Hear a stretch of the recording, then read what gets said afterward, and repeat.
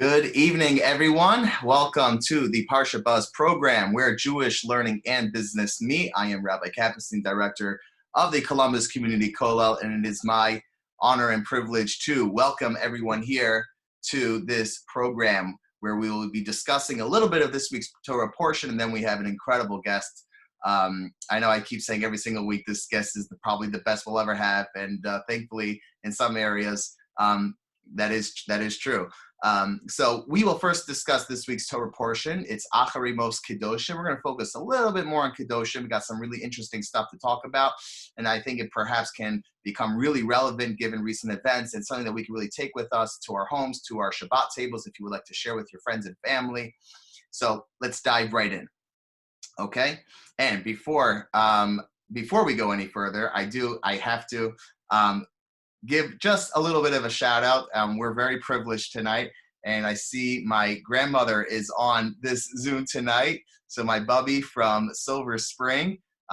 Grandma, it's great to have you. Thank you so much for coming on, and very honored to have you on our program.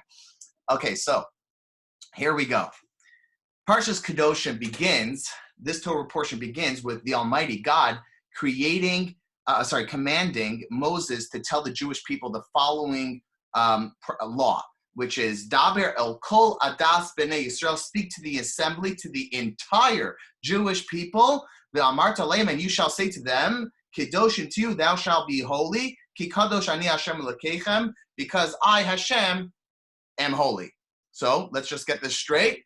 God commands Moses to tell the Jewish people, thou shalt be holy, because I am holy. So there are two things over here that we got to point out. Well, actually, I'll say three things that we're going to point out. Number one, what's holy? Okay? Is holy like, some, I don't know, like really high spiritual, heebie-jeebie, close your eyes, meditate, you're close to God, prophesizing, I don't know, some warm and fuzzy type of like daydream? Is that holiness? What does it mean to be holy? Okay, that's number one. Question number one. Question number two. Speak to the entire assembly? I thought holiness is kind of for, the elite, as we would say, the elitists, the, cream of the crop, the number one, top tier. The entire people, the entire Jewish people can be holy? That's not the way we think of holiness. That's question number two. Question number three. The Almighty commands Moshe to command the Jewish people, the entire Jewish people, to be holy. Why? Because Ki Kadosh Ani Hashem Elokeichem, which in English means because I, Hashem, your God, am holy. So the Almighty God tells Moses to tell the Jewish people that they shall be holy because God makes it contingent on the fact that God himself is holy. And what if God wasn't holy? So now we don't need to be holy? So how do we understand all of this? So I'm going to share with you, there's really, this happens to be what we call a machlokas, a debate, an argument, a good type of argument, one of the better ones, right? And it's among the rabbis about how to understand what kedusha, what holiness really means. And there are a couple explanations. One is from Rashi, the great French commentary that lived from 1040 to 1105. Rashi commented basically on every single thing that we have, whether it's Chumash, the Torah, the Bible, the written law, whether it's the oral law, the Talmud, the Mishnah, etc. Rashi comments on everything. And Navi, the prophets, the writings, etc.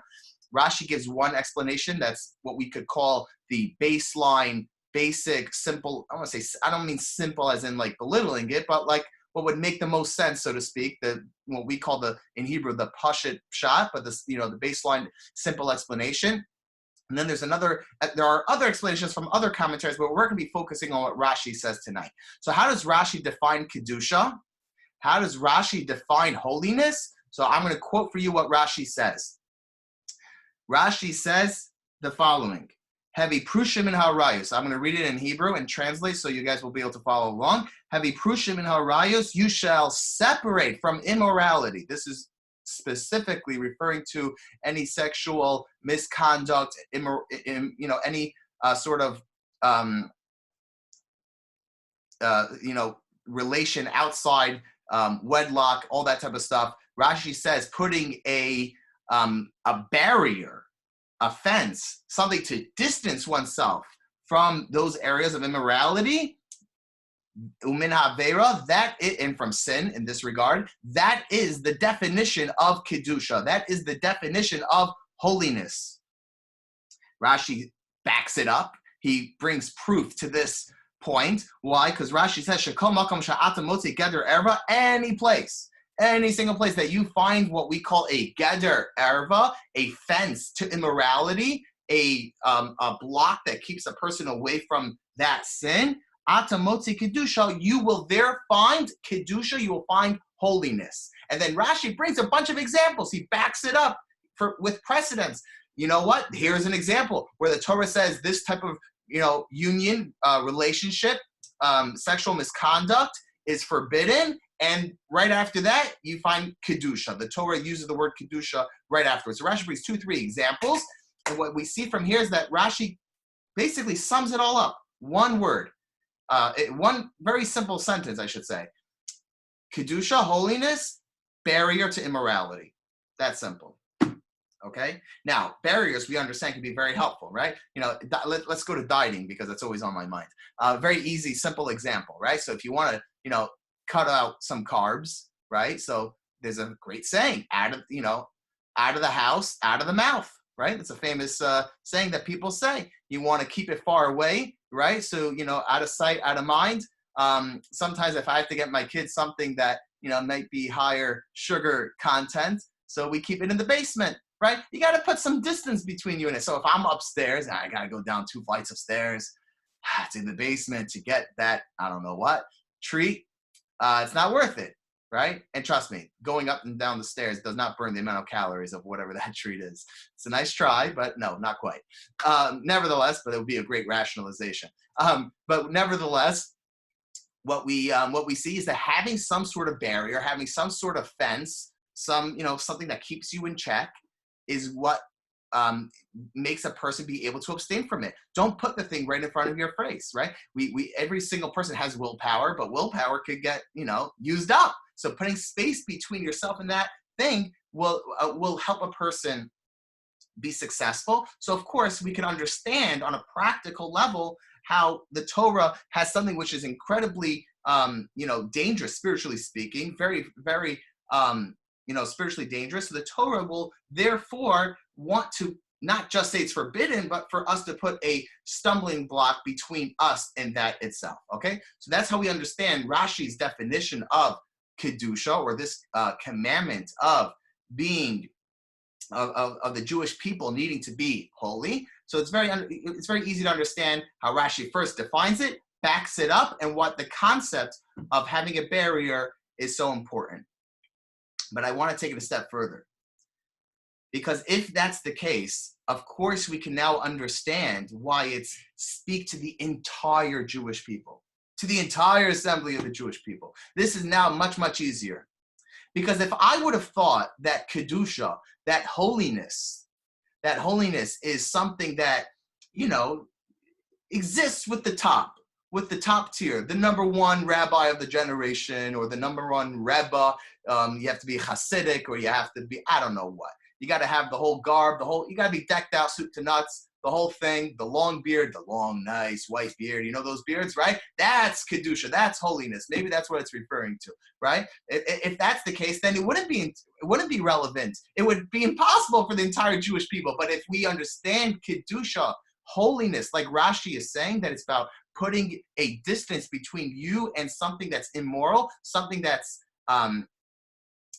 forbidden regarding sexual misconduct. So now we understand why it speaks to the entire Jewish people, because every single person, you and me and every single person, is able to then have kedusha, then have holiness, if this is the definition. And perhaps if we were to take it one step further and realize why the pasuk, why the verse, the Torah had to finish, Ki kadosh ani Hashem Elokeichem, because I, Hashem, am holy. Why did God have to say it's because I am holy? Because God wants to set the example.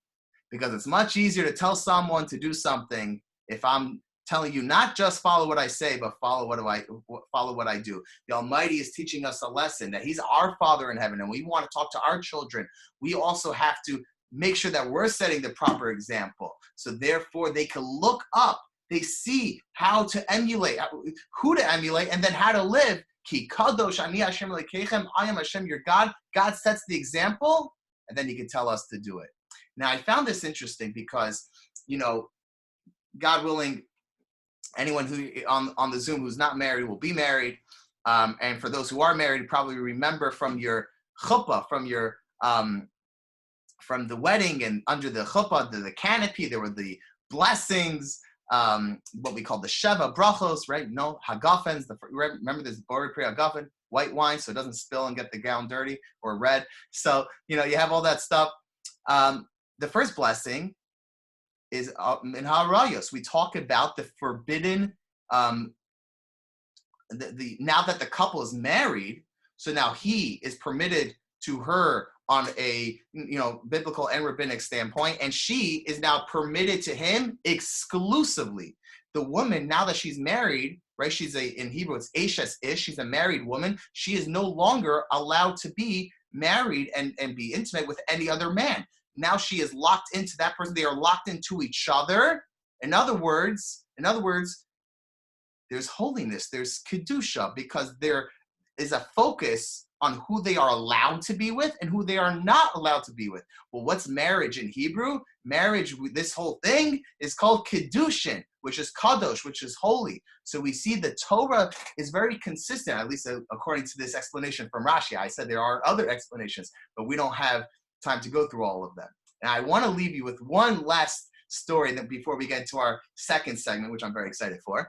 I want to leave you with one last story. It's a little bit of a silly, funny, whatever type of story, but I think it brings out a point, because sometimes when we learn these laws of who we're allowed to, the laws of marriage and the laws of intimacy are very, it's not just, this, that, and you're done.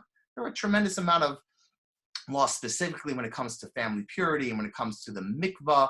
There's a lot of laws. There's a lot of intricacies. There's a lot of things to be mindful of. And it can seem very come on, why so restrictive? Why is it so come on, can we loosen up a little bit? Can we chill out? So I want to share with you the following story, and it will give us such a great perspective. It'll put everything into context. You're going to love it. So a couple years ago, a little more than a couple years ago, it was actually when I was first married. So a bunch of years ago, not too long ago, but I was on vacation, and I was visiting my parents at the time in Atlanta, Georgia, with my wife, newly married. And we landed in Atlanta, Hartsfield-Jackson International Airport. And I needed to get a rental car. So I went to the regular, I don't know, whatever it was, Hertz, Avis, Enterprise, Thrifty, I don't know, whatever. And at the time I was still in rabbinic school. So, working on a rabbinic school budget. So I asked them for the cheapest car they have. And they said, oh, we could give you this, I don't know, $30 or something a day. I said, great. Now, by the way, do you happen to have any complimentary upgrades? Wanted to first lock in the price before I asked for the upgrade, right? So they say, oh, yeah, there's so many extra cars over here. It's no problem. I don't think it's any issue. She just a little research. Yeah, we could give you that Mustang or Challenger sporty car. And I'm oh, great. I was newly married at the time, kind of wanted to, have fun. And I said, great. If it's complimentary, sure, it's okay. She's well, let me just check.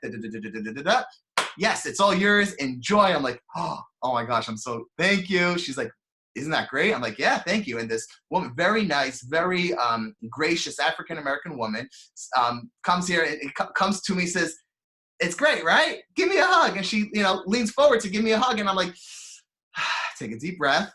And I'm getting really nervous. And I say, as nice as I can, and as menschlich, as we would say, with the best type of tone and sincerity I can muster, and say, please understand and please don't take offense.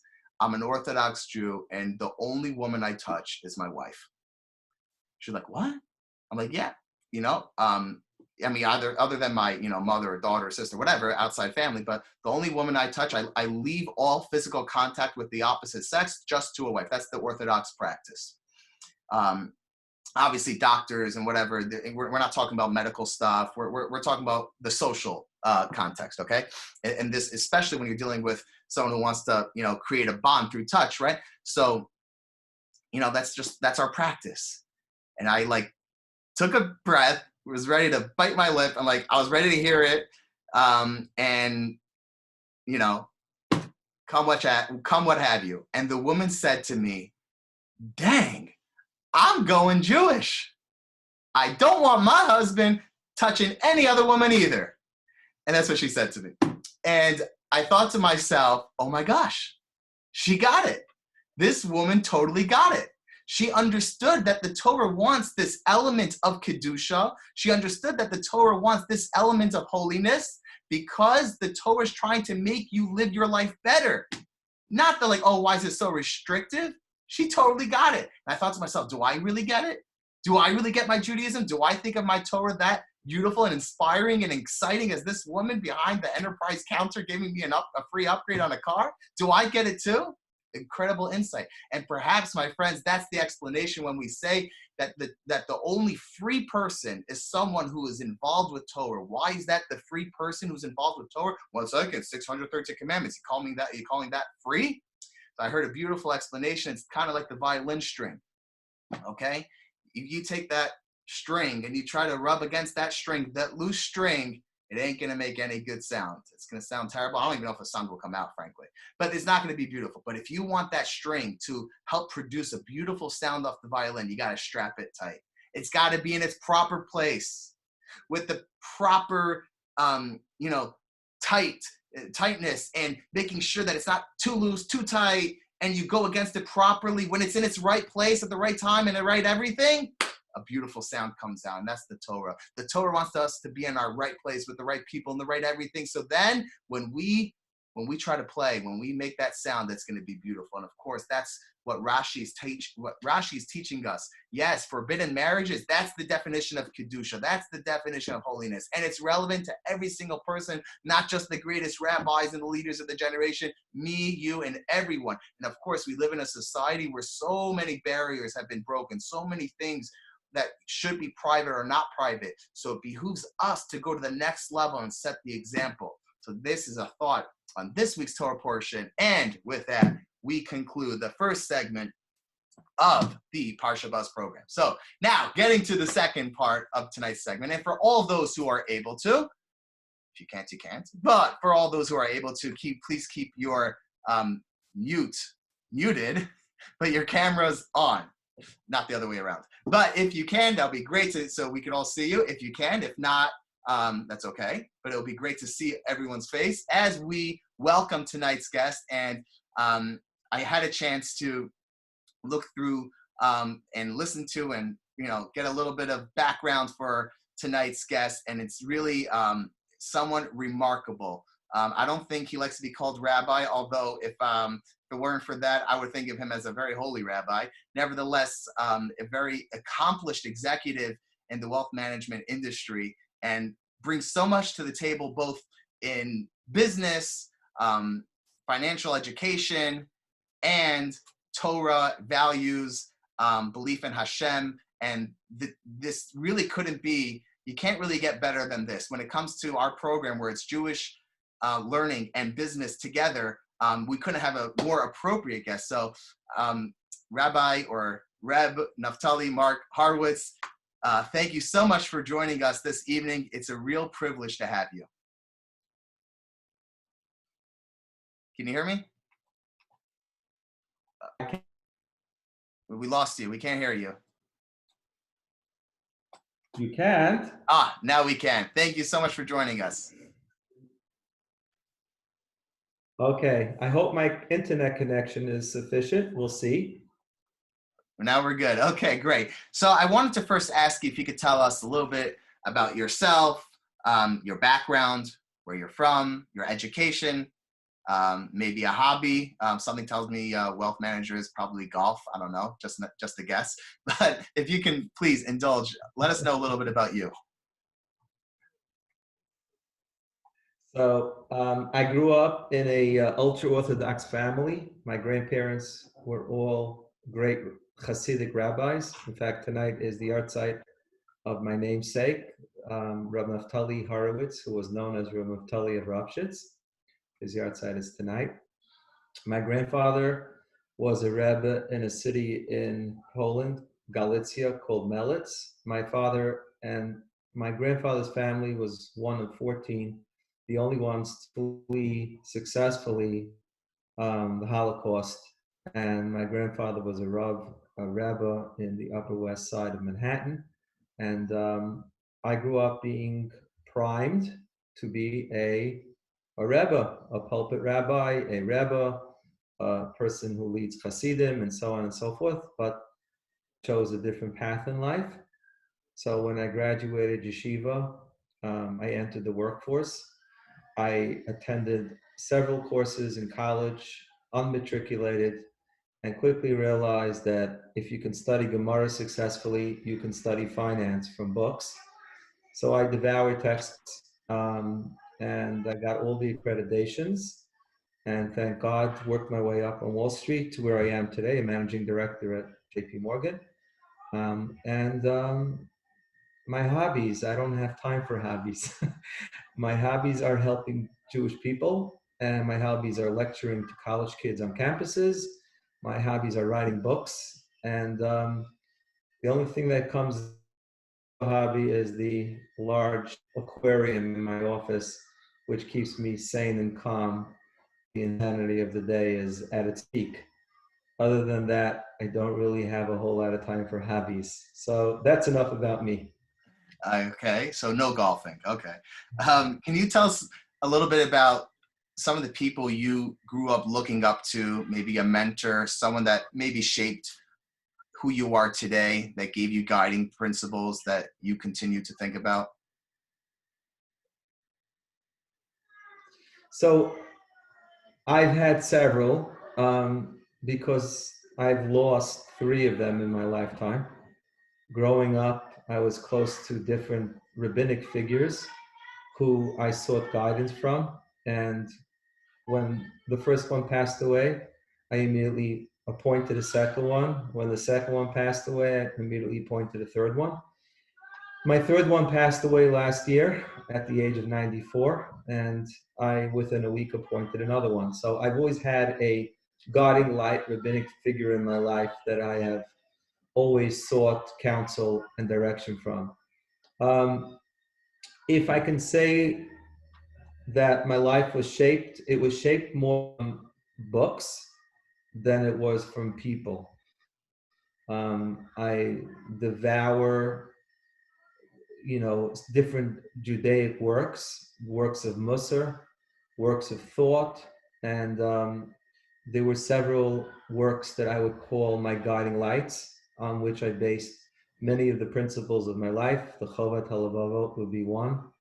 My cousin, who was killed in the Warsaw Uprising, the Holy Rebbe of Piaseczna, would be another.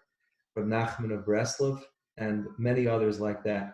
So much of the direction in my life came from these remarkable works that we have passed down to us from generations. Wow. Okay, so now let's move into your professional career. What does the day of a wealth manager look like? Can you share us a little bit about that field? What type of people do you work with, and how do you make them happy? So I'll share with you the day of a wealth manager, and then I'll segue into my day. So I work with ultra high net worth families, family offices, and very large non-for-profit charitable organizations. I manage money for the largest Jewish organizations in the world, and I'm responsible for hundreds and hundreds of millions of dollars of money which is earmarked for charity. Wealth management entails understanding the markets, understanding the complexities of the economies, currencies, risks, and various asset classes that we use, such as stocks and bonds and hedge funds and private equity, and all the nuances around that.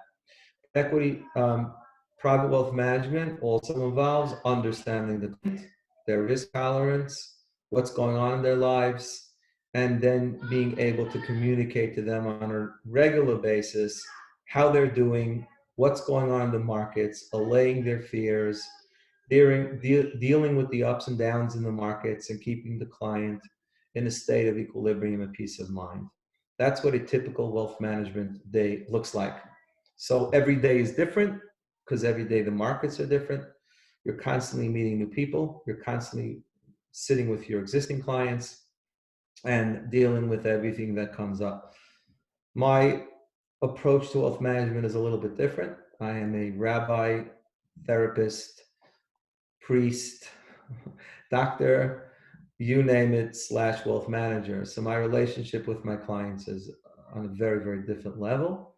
So my days can be filled with finance, or they can be filled with dealing with a child that's suffering from anorexia. It could deal with a couple who's having marital issues. It could be even, unfortunately, burying a client or two or three, going to visit them in the hospital, helping them find the right medical care. You name it, it spans the gamut. My clients call me for practically everything, and it's the most meaningful part of my practice. It's that I do important things for people, and they rely upon me. Wow. Okay, great. So now, I heard you in another talk that I was able to listen to the recording of. You mentioned a story with a client of yours, someone that you got really close with, an elderly woman that unfortunately, she had a tremendous amount of money, but it was hard for her to part with it and to give to charity. Are you able to share with us that story and maybe a takeaway that we could, sometimes you learn from people what to do, and other times, we learn from people maybe what not to do? Right.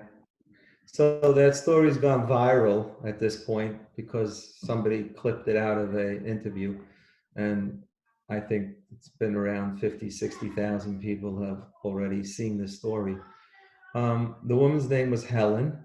I call her Susan, but that's because you're supposed to change the name, even though nobody would know who she is anyway. Um, Helen was one of my closest clients and by far one of my most difficult clients.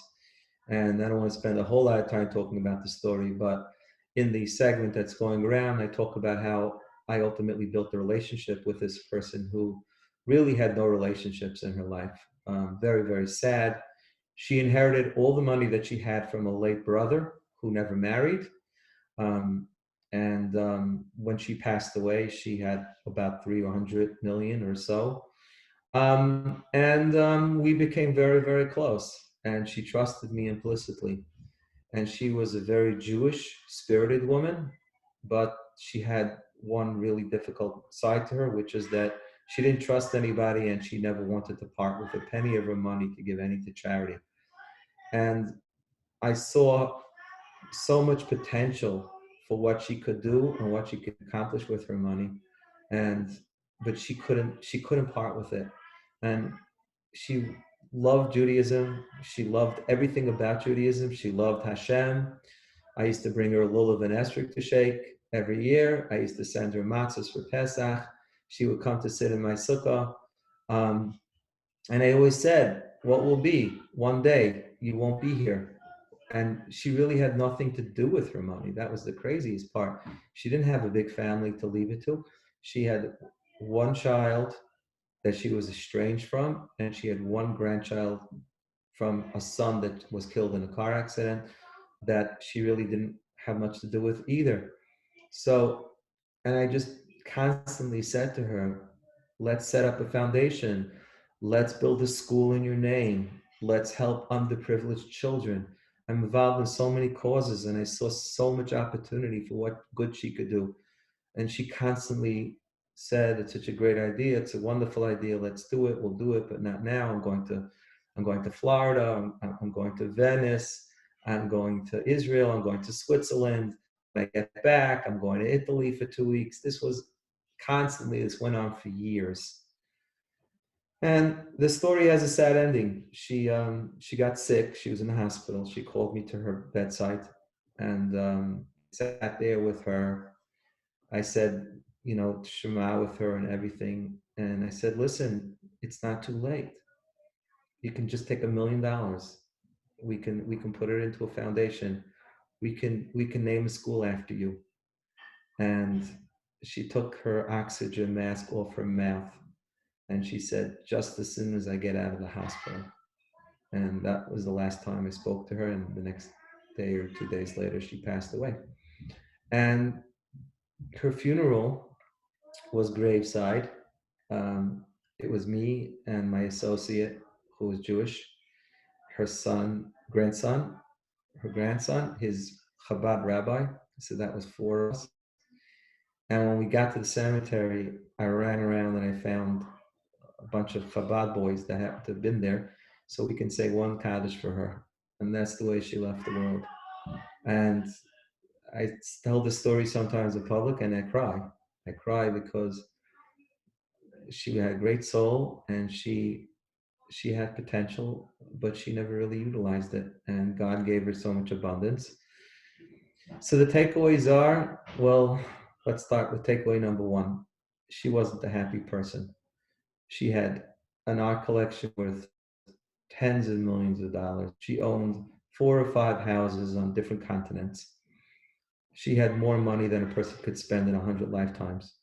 But she rarely smiled, and she had no friends, and she trusted no one. And if that's the definition of success, I don't want to have anything to do with it. So money doesn't buy happiness. That's obvious. But we don't really believe it. We think if we have that much, sure, buy some happiness. Well, it didn't. And the second thing is that money can be a person's downfall, because God entrusts us with abundance, and it's a tremendous responsibility. I always tell people, be careful what you wish for, because we're taught in all the Jewish sources that when a person is entrusted with so much, they're a fiduciary. They're not meant to hoard that money. They're meant to share it. And that's a responsibility. And it's very difficult. It's very difficult when you have something, especially in that magnitude. People think that you have so much, it's easier to give. It's actually not true. Sometimes it becomes an obsession. The accumulation and the ownership of having so much becomes an obsession. And the more you have, the more you want. And the more you want, the less you want to give away. So we should be careful that in any area of our life where we have abundance and where we can share it with others, we don't want to look back and regret all the things we could have and should have done with all of the abundance that God gives each of us. And those are my takeaways for this story. And in my book, I use it as an example of how wealth is not the ticket to happiness. Wow, that is powerful. A couple of weeks ago, we had on the Parsha Buzz program Ira Zlotowitz, who just to flip it around, he talked about how he and a partner in his firm decided to make a deal with God, because he talked about the verse "Ubechanuni na bezos." When it comes to charity, a person's allowed to test God. The only mitzvah, it's the only commandment in the Torah that we're allowed to test God. So he talked about how one of his brokers made a deal with God that, this is what he makes. He'll give this much of charity, but if he hits a certain, number of, commercial real estate loans, he'll split it with God 50-50. And that year he made $6 million. So, we should, hopefully this story will encourage us to take the ubechanuni na bezos, the test God in charity approach. And I do feel that maybe it's a nice thing to mention on this Zoom. We have Jackie Jacobs from the Columbus Jewish Foundation, or now Jewish Columbus, who has literally helped people make legacy gifts, endowments, to make sure that when they go to the next world, they're leaving behind charity for so many other people. And I'm sure there are millions or maybe even hundreds of millions of dollars that have been done. So just want to recognize Jackie. Thank you for that. I want to now go to something else. Sure. I can't tell you how meaningful it is as part of my practice to work with foundations and endowments and to see. I mean, my largest client is the largest Jewish foundation in Israel. And I work with many of the, I speak to many of the donors. I have a very intimate relationship with this organization, and I manage thousands of accounts for them. And I lecture for them constantly, and I speak to many of the donors. And it's unbelievable how when you are involved with a cause and when you're involved with a charity, you quickly realize that you're getting a lot more than you're giving.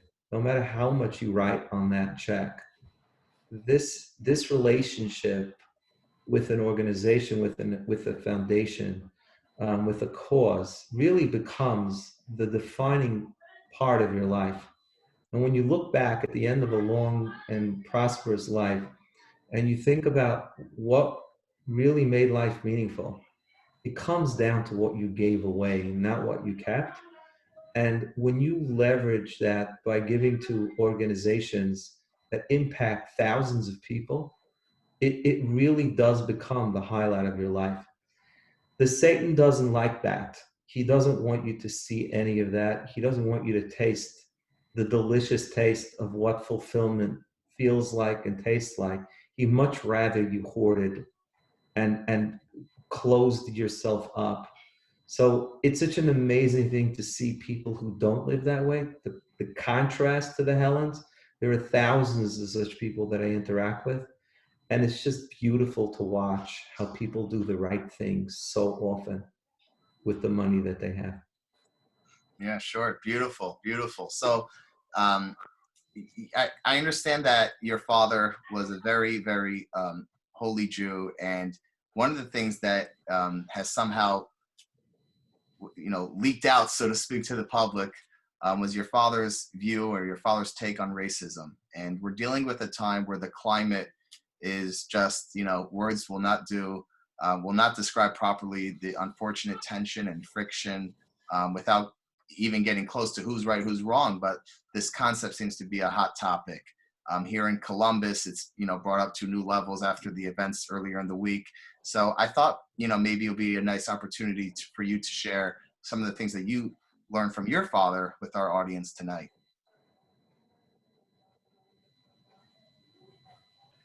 So my father, may he rest in peace, did not tolerate racism, bigotry of any sort in my home. There were very few things that he had zero tolerance for, and that was one of them. And I remember coming home from school, and I told this story on a podcast with Art Scroll when my book came out, but I think it's a story that was very poignant, and I still remember it because I was about 6 years old when my father taught me this lesson. And I came home from school, and I repeated something that I had heard in school, probably from a friend or maybe a rabbi, I don't remember. And it was that Gentiles are bad, that you can't trust them. And I came home, and my father heard me saying something like that. Goyim are bad. Goyim are robbers, or something like that. Kids speak that way. And my father said to me, really? Is that true? I said, yes, absolutely. And I probably said, my rabbi said it. And my father said, really? Muriel, the black woman, the nurse who takes care of grandpa, is she bad? I said, no, Muriel's not bad. Muriel's wonderful. She's so good to Zadie. I mean, Muriel's not bad. Oh, okay. What about Peter, the gardener? Is he bad? I said, no, Peter's my friend. I love Peter. Oh, what about the mailman, Stephen? No, Stephen's a wonderful guy. So my father said, so I just showed you 3 Gentiles that you interact with every day, and none of them are bad. So how can you believe something as foolish as that? And I remember just stopping and saying, wow, that's amazing. So instead of my father just saying, don't say that, my father gave me an intellectual understanding of why it's just not true. And we grew up with an understanding that all living creatures are precious because they're all God's creations. My father would catch cockroaches and let them out. My father would see beautiful bugs. A praying mantis, I remember, was on my back porch. And all my friends were there, and they started throwing rocks at it. And my father jumped in front and took a rock for the praying mantis and said, do you realize what you're about to do? You're about to destroy one of God's creations. How dare you? Who gave you the right to do that? And that's the way we grew up. And in the Gemara, we have a prohibition against causing pain to another living being. Tsar Balechayim.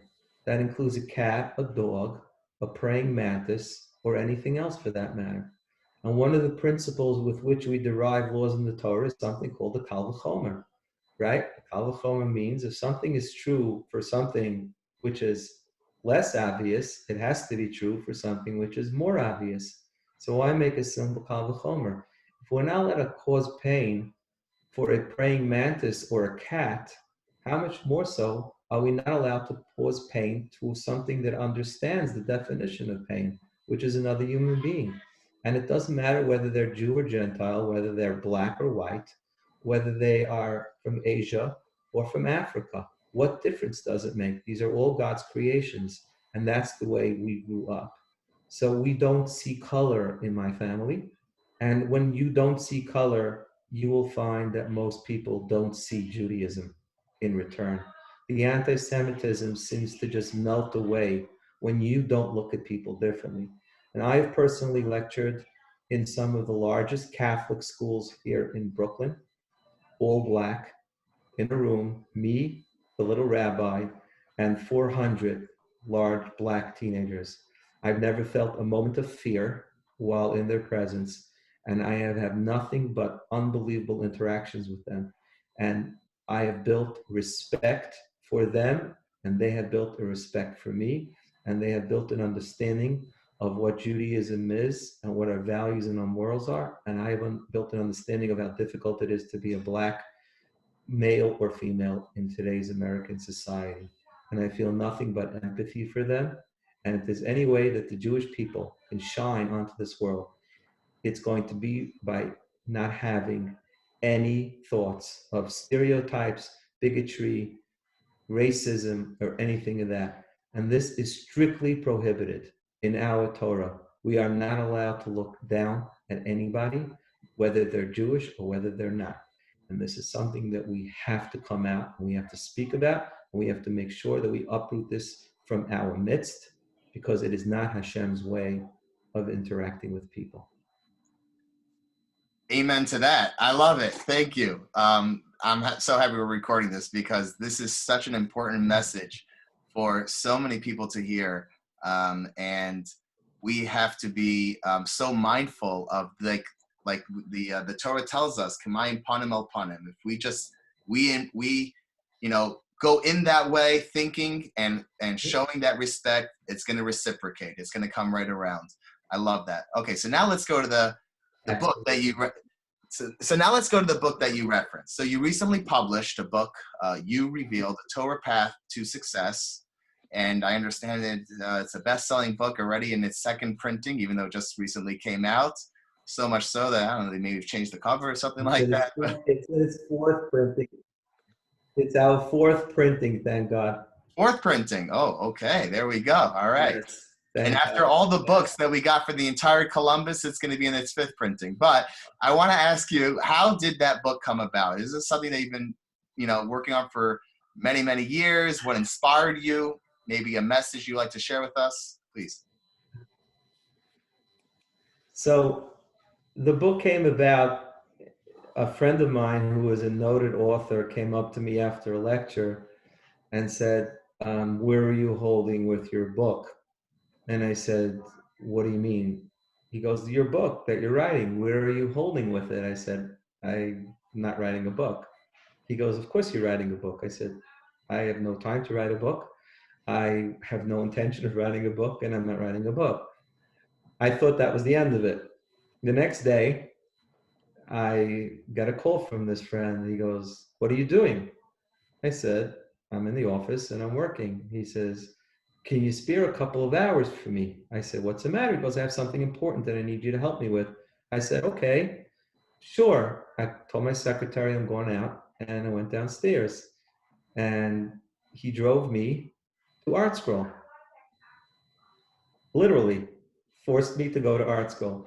He sat me down with Gedalia Zlotowitz and Aaron Biederman, and they basically did an intervention, and they said, you must write a book. And I said, well, okay.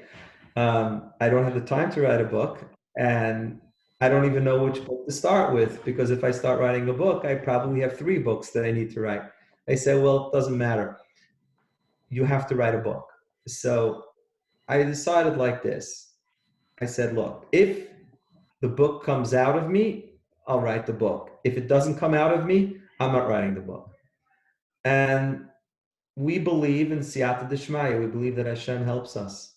When we step into something and we make an attempt to do it for the right reasons, Hashem helps us. And the book literally just came out of me. It took me less than 3 months to write the book. But of course, I was preparing to write this book for 15 years or more, from all the lectures that I had done and all the work I had done on myself and all the sources that I had studied and everything that I had learned, both in Judaism and in the workplace. So the research, the R&D was already done for the most part. And I am, thank God, a very good writer. So the book was written by me. I didn't have to give somebody raw material. And I wrote the book, and it took me about 3 to 4 months. I worked very hard. I woke up early in the morning because I don't have time to do this during business hours. I wrote on Saturday night. Sometimes I saw the sun come up. I wrote it on Sundays. I wrote it a lot in the summer when things are quiet on Wall Street. And the hardest part about writing the book was finding the right editor to fix up some of the grammar. And I went through 3 editors until I found somebody who was able to do it without changing me, changing my tone. So the book sounds exactly the way I wrote it. It almost is indiscernible from the way I wrote it. And thank God it's had an unbelievable impact on people. Thousands of people have emailed me that this book has changed their life. And that makes me feel so unbelievably humble that I had something to share with people that could be helpful in bettering their life in so many different ways. So the book came out at the end of November, and thank God it's been doing what I never imagined it would. It's really impacting so many types of people, religious, non-religious. I've gotten emails from Christians. I don't know how they read this book. It's full of Torah, but don't ask me. Therapists. It's just, thank God, it's really had an impact, and I'm proud that I played a part in it. I really did not write this book. I really can say that Hashem wrote this book and just put the right things into my hands as I was typing on the keyboards. Beautiful. Okay, so now you begin the book highlighting how a person could look back, they could see how far they've come, they could take a lot of joy in their growth and their personal growth and how far they've come over the past couple of years. But then that could also bring a risk that they could think, oh, a couple of years ago, that's where I was holding. And then they could think lowly of themselves for once being at that quote unquote lower level. So my question to you is, why does that challenge exist? And why did you feel it was necessary to begin your book that way? I'm assuming the challenge that, well, there are multiple challenges that people face. I start my book. The hardest part about writing this book was writing the beginning. I told Art Scroll I wrote 18 chapter ones, because what I thought was chapter 1, after I wrote it, I realized isn't chapter 1. There needs to be a chapter before that. So what was chapter 1 when I started is actually chapter 18 or 19. And I kept going back and back and back and back and back and back and going deeper and building more foundation. And then I just had this really weird feeling that I still hadn't gotten to the beginning. And I daven very hard, and I meditate. And I was meditating and I was davening to Hashem, and I said, listen, I really need to know how to start this book because I don't feel like I found the beginning. And then the thought came to me that when you start a journey, any journey, there's an opposing force there from the get-go. That opposing force is, call him whatever you want, but there's a real force. And I write about him throughout the book, and I even dedicate a chapter to him. I call him the Satan, the Satan.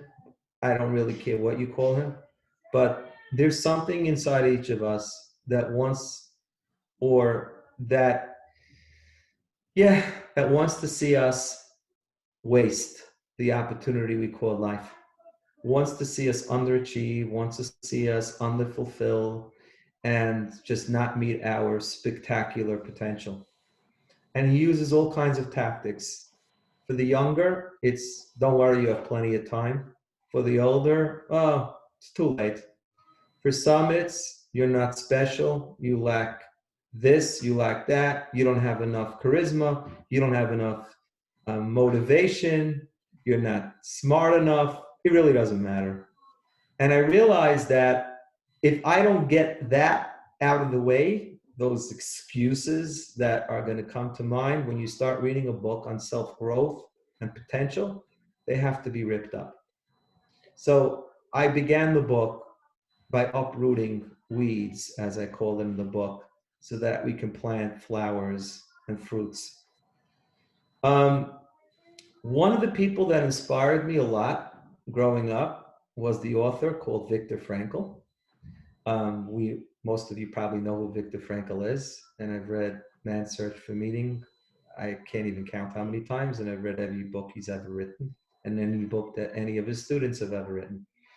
And the takeaway from that is that the difference between successful living and not successful living is no different than the difference between successful investing and not successful investing. A successful investor looks into the future, and a non-successful investor just deals with the present.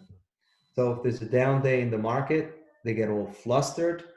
If a stock is falling, they want to sell, and they never want to buy that which went down. They want to keep buying that which went up. And value investing means seeing the future and focusing on the future.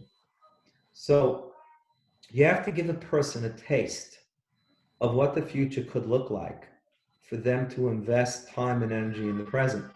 So when you say to somebody that one day you could taste the delicious taste of success and fulfillment and achievement, or you can taste the bitter taste of regret and sorrow over what could have been. I say this to young people all the time. He, the Satan, doesn't want you to think about that. He wants you to think about what gives me the highest degree of pleasure at the moment, and have you constantly living life with those blinders on. So one day each of us looks back. We look back and we take an inventory of what we did and didn't do, could have done, should have done, and might have done. For some people, that is an extremely rewarding experience to look back at a life of fulfillment and growth and success and all the people we impacted. And for some people, it's just pure regret. And I don't want anybody to look back with regret at their lives. I just want every person that I encounter to look back one day and say, I gave it my best shot. I did as much as I could. And I'm proud of the way I lived my life. And that's why I wrote a book. Wow. So you talk about the challenges, and it's interesting because the way you conclude the book is you mentioned that life is filled with setbacks. There are just a lot of setbacks in life, and we should realize that, you know, to a certain extent, or to a large extent, it's supposed to be that way. There's supposed to be setbacks, and there's supposed to be these types of, like, you know, moments like that. And, you know, I wanted to ask you, are you suggesting that people should look forward to that? Is that something that we should anticipate? And, when is it coming type of attitude? And I guess part two is, so what should be, the way we associate ourselves with setbacks? How do we, take that as a message, that we could perhaps look at it differently? So as hard as it was to start the book, it was that much harder to end the book. When I reached where it is now, which is 350 pages, I realized that it's time to stop the book. And I could have kept going, but I didn't want to write volume 2 just yet. I think that successful living requires certain elements. And one of those elements, which I write a lot about in the book, is resiliency. Resiliency is being able to be knocked down and get right back up. And one of the key elements of resiliency is when a person knows that what they're undergoing is normal. The Gemara says, Tzara derabim chatzi nechama. When other people are suffering the same thing you are, it's a half a consolation. Because one of the things that eats away at resiliency is the fact that we think that either perhaps we're doing something wrong or God hates us, we're being punished, whatever it might be. And that when we believe that what we're undergoing or going through is somehow abnormal and somehow not, well, let's just put that, has no meaning, right? When we see the meaning of what we're going through, we will endure anything, as Viktor Frankel writes many times in his book. So I ended my book with the understanding of what are setbacks and why we should absolutely embrace them. Rav Nachman of Breslov writes this so much in his works. And Kabbalistically, if a person studies Kabbalah, they will understand that all growth involves going through a period of no man's land, is what it's referred to. It's a period between level A and level B. You can all use the analogy of a ladder. The most difficult part, or the most precarious part of climbing a ladder, is when you go from one rung to the next. Because you have 1 foot off the ladder, you have only 1 foot on the rung above. And now when you put your foot on the next rung and you lift the foot underneath, you are again in the same position. That is an analogy for life.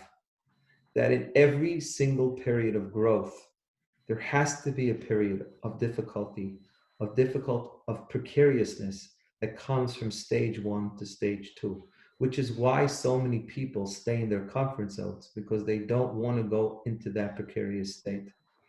So Reb Nachman and all the many, many sources that I give in that chapter teach us that all growth is not a straight line up. It's a zigzag line up. It's not much different than the S&P 500's chart, which looks something like this. And if you aren't enduring ongoing setbacks in your life, then you cannot possibly be growing. That means that you are going flat. And as I show in my book, this is what a cardiogram of a healthy person looks like. And this is what it looks like for a person that has passed. So just like our heartbeat goes up and down, so too is life. And the answer is absolutely. If you have the right perspective on that, and you see them as necessities for the next level of growth, they don't throw you off and they don't eat away your resiliency. And during those periods, you have so much more equanimity about you, and you have the presence of mind to pray and to be thankful for those greater periods that you have, those ups, and you stay the course. You don't lose yourself. You don't capitulate. You hold on to your stock portfolio, knowing that the day will come when the sun will come out and the market will go up again. And that is life. I ended the book that way because no matter how much work you do, and no matter how much you grow, and no matter how many books you read or how much Torah you study, it will always be that way. And we should expect it, and we should appreciate it and embrace it, because it's part of the fabric of the way God created the world.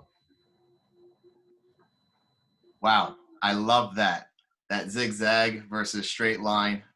Unbelievable. Thank you for sharing that. And I also want to be sensitive to your time, Reb Naftali.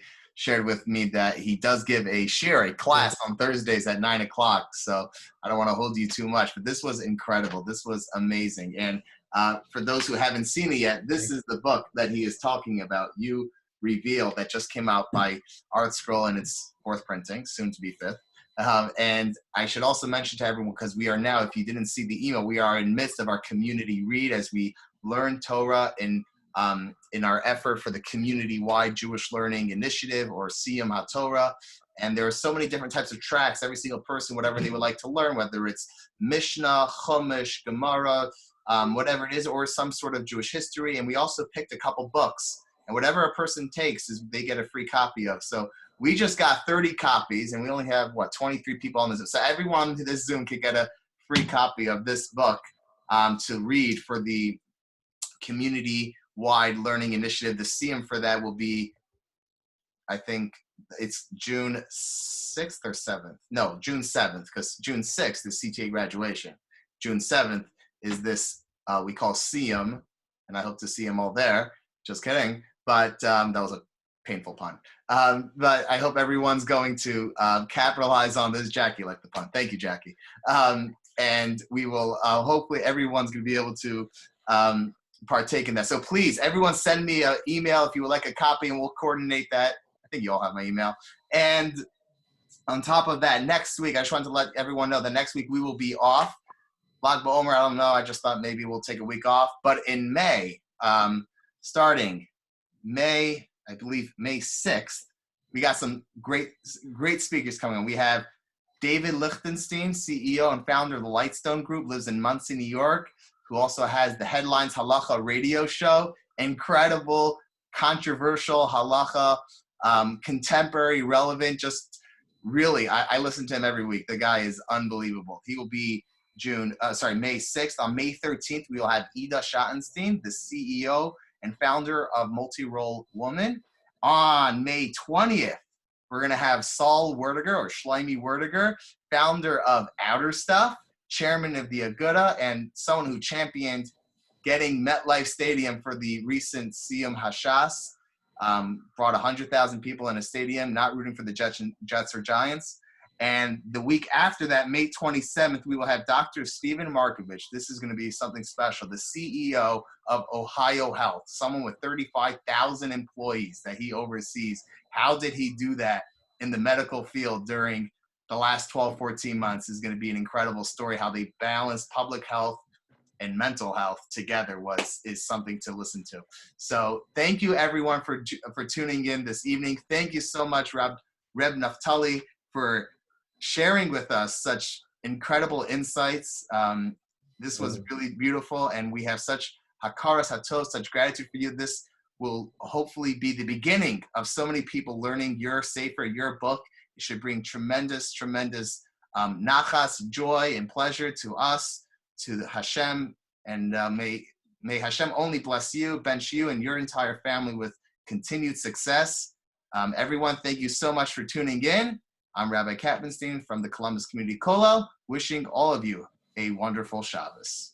Rabbi Kappenstein,